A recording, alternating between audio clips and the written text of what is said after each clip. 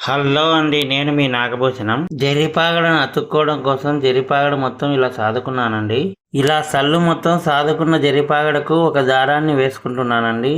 ఇలా జరిపాగడకు దారం వేసుకోవడం వల్ల ఈ పోగుల్ని నేను కోసినప్పుడు పోగులు ఆ దారం నుంచి బయటకు వెళ్లిపోకుండా ఉంటాయండి. వార్పు పూర్తయిన తర్వాత ఇలా జరిపాగడను వేరు చేసుకుంటానండి.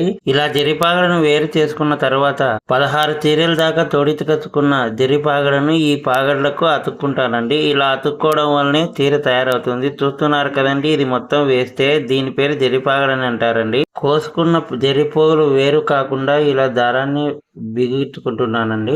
ఇలా పక్కనున్న జరిపాగడకు ఇలా అనిదారాన్ని వేసుకుని ఉంటానండి అచ్చు అతకడం కోసం. ఇప్పుడు ఎలా అచ్చు అతుకుతాను అనేది మీకు నేను ఇప్పుడు చూపిస్తున్నాను. తిరిగి నేను చీర తయారు చేయడం కోసం ఈ పాగడను అతుక్కుంటున్నానండి. ఈ పాగడ వచ్చేసి 116 గజాలు 200 పోగులు అండి.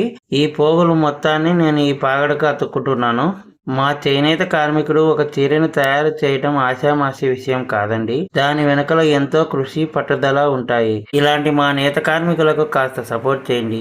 మా వీడియో నచ్చితే లైక్ చేయండి, షేర్ చేయండి, కామెంట్ చేయండి. మా ఛానల్ని సబ్స్క్రైబ్ చేసుకోవడం మాత్రం మర్చిపోకండి. నమస్తే అండి.